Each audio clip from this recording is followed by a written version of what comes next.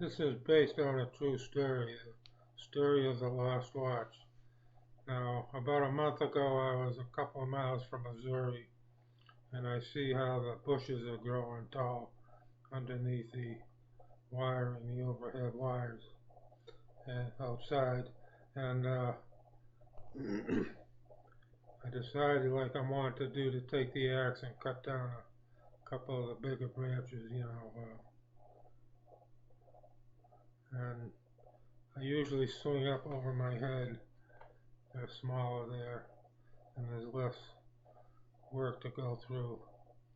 And although the watch I had from Shopko, I had a little tie on it because the Velcro had failed. It started to fail 2 weeks after I bought it or less, which was Shopko was going out of business May 2019. And they said it was a $30 watch and I paid $9. And I guess you get what you pay for. But using the axe, I felt the watch went off my wrist, and I didn't know what to do. I took down that whole bush. It was about this thick on the what is that, 5 inches diameter on the stem, maybe less, 4.5 inches. I took down the whole bush. I couldn't find it. I didn't know if the watch had gone into a branch.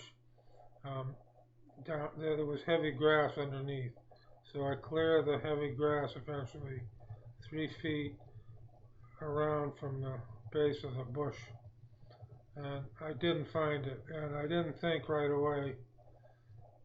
Every hour it chimes twice, and I forgot that, but I went back 3 days later with that in mind, but I didn't hear anything. But there had been a heavy rain, like 4 or 5 inches. Now this watch was supposed to be strongly water resistant.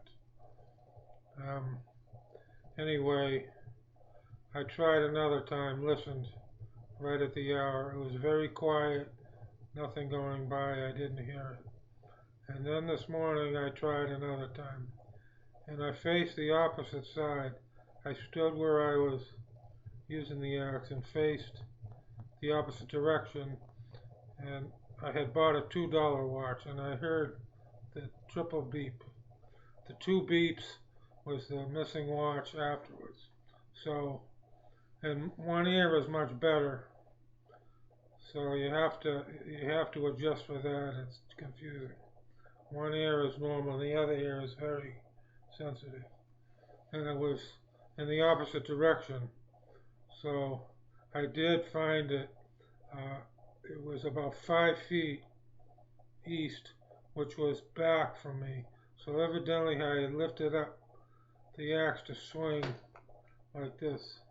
I use the axe only on trees, not on two-legged creatures. And it must have flown backwards. And it's right here. And I don't know if you could see it, but it's got mist. It's kind of got mist in there. I'm not getting a good picture, and let me try to show it direct. You see, it's dim. It's kind of dim. Now, I took my jeweler's screwdrivers, but I didn't find the right one. You need a small Phillips jeweler's screwdriver, and what I was using didn't work. To take the top off and maybe dry it out a little bit. But it is damaged.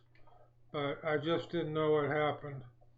And when I went back after the 3 days, this girl come jogging by. It's sort of deserted there, but not really. And this girl came jogging by, and I said maybe someone picked it up. They heard it beep. But and I know this is annoying. It's just strange. Something happened with the axe a week after that, and it slipped away, and it seemed to be. I found it, but I had a little trouble, normal size axe, and it didn't seem to be where it should have been, where it just fell. In other words, the head was a couple of feet away, and then it it was pointed away from me, and I didn't even see how the physics. It was leaning against a different tree. I didn't see how. I almost felt like invisible people were grabbing things and taking them away. I don't know, but I found the darn watch finally. And that's the end of this story, based on a true story, he said tongue in cheek.